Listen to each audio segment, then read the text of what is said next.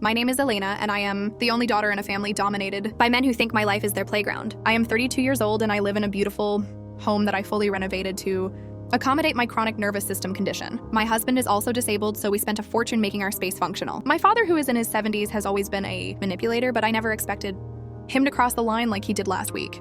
He came over to see my renovations, and instead of being supportive, he started attacking everything. He said the house was too weird and that the custom installations would ruin the resale value. I tried to ignore him, but then things got physical. I walked out of the kitchen for 2 minutes, and when I came back, I caught him trying to rip a custom mechanism out of the wall with his bare hands. I screamed at him, asking what the hell he was doing. He turned around with this frantic look in his eyes and said it had to go because it wouldn't work for the boys. When I asked who he meant, he said it wouldn't work when Billy and Bobby move in with you. Billy and Bobby are my brother's children, my nephews. My brother and his wife are alive and well, so hearing my father announce that their children were moving into my house out of nowhere sent a chill down my spine that I still cannot shake. I demanded an explanation, but my father immediately clammed up. He waved it off, telling me to forget he said anything. But his eyes told a different story. He kept saying it's a massive house and you have room for 2 boys, as if my life and my husband's health were secondary to his sudden vision of a full house. After he left, I spent hours spiraling into paranoia. Was there a secret illness in the family? Was my brother getting a divorce? I called my brother directly, and he was just as shocked as I was. He swore on his life that he had no plans to move his kids out and that he had never even discussed such a thing with our father. My brother and I both realized that our dad was back to his old games of triangulation and lying to get his way, but the scale of this lie was terrifying. My father is addicted to being the hero of the family, and he hates saying no to anyone. We decided to confront him as a united front because we needed to know if this was a sign of neurological decline or just his typical lifelong nonsense becoming more dangerous. What we found out was far more sinister than a simple misunderstanding, and it involved my sister-in-law in a way that made me want to burn every bridge I had left with that side of the family. The truth finally came out after 3 days of relentless questioning. It turns out that ever since I moved out of my father's house, leaving 2 empty bedrooms, my sister-in-law has been obsessively pushing for her sons to live with my dad during the summers. She is the most fragile and anxious person I have ever met, and she effectively hates being a mother. She is constantly looking for ways to shuttle her children off to anyone who will take them so she can live her life as if they don't exist. My dad, being the people pleaser, he has agreed to take them last summer, but he realized halfway through that he didn't have the energy for 2 hyperactive boys. Instead of telling my sister-in-law no, he decided to hatch a plan to pawn them off on me. He was going to agree to take them for the upcoming summer and then slowly transition them into my house by dropping them off for a single day and then making up excuses as to why they had to stay longer. He literally planned to trick me into raising his grandkids so he could maintain his status as the great-grandpa who never says no. When I confronted my sister-in-law, she stood there like a dead fish pretending she didn't know anything until the evidence was too much to deny. She actually thought she could get away with moving her kids into my home without ever speaking to me. I sat my sister-in-law down and asked her how she could possibly justify this. She had the nerve to say she remembered talking to me about it, which was a blatant lie.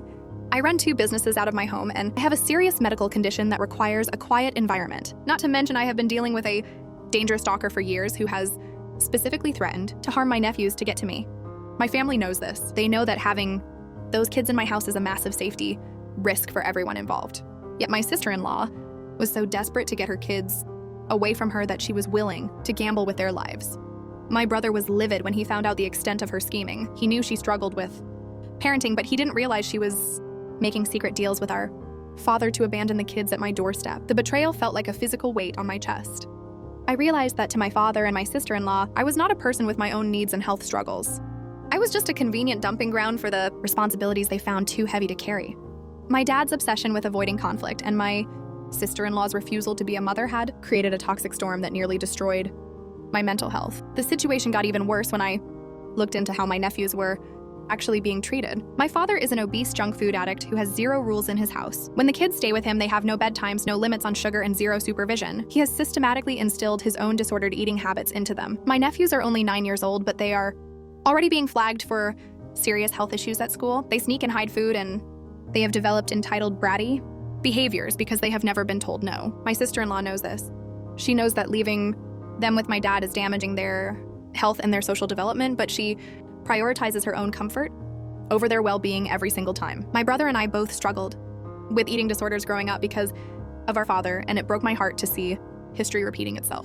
I realized that by refusing to take the kids, I wasn't just protecting my own health, I was refusing to participate in a cycle of neglect and enabling that was ruining these boys' lives.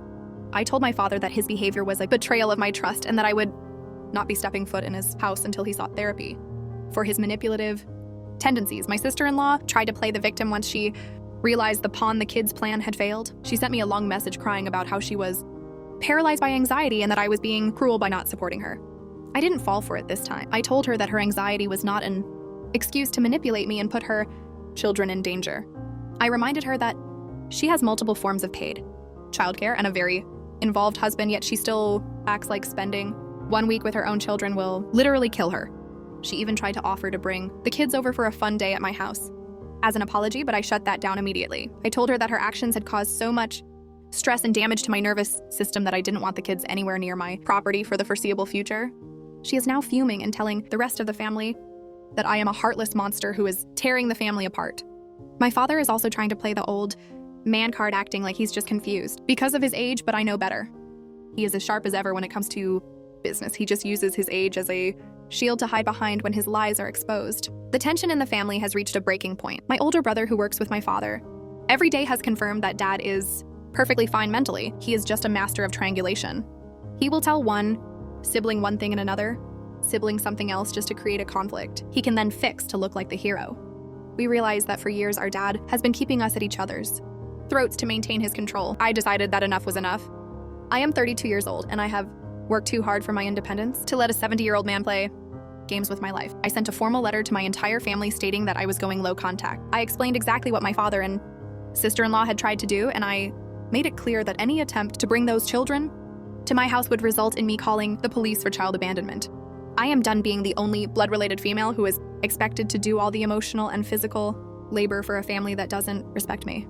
My husband has been my rock through all of this, reminding me that our home is our sanctuary and no one has the right to violate it. It has been 8 months since that day in the kitchen and the dust has finally settled. I am still low contact with my father and sister-in-law, but my relationship with my brothers has never been stronger. We finally stopped letting our dad be the middleman for our communications, and the clarity has been life-changing. My nephews are still struggling, but my brother has finally put his foot down and restricted their time with our father. He is also forcing his wife to go to intensive therapy to address her refusal to parent. As for me, my house is finally finished, and it is the peaceful heaven I always dreamed of. Every time I use the custom mechanism my father tried to destroy, I am reminded of my own strength. I learned that being family doesn't give someone a right to your life or your home. I learned that no is a complete sentence, and that setting boundaries isn't tearing a family apart. It's protecting yourself from people who would happily watch you drown if it made their lives a little easier. My nervous system has never been more stable, and I am finally living for myself instead of being a pawn in someone else's twisted game. The cycle of manipulation in this family ends with me, and I have never felt more free.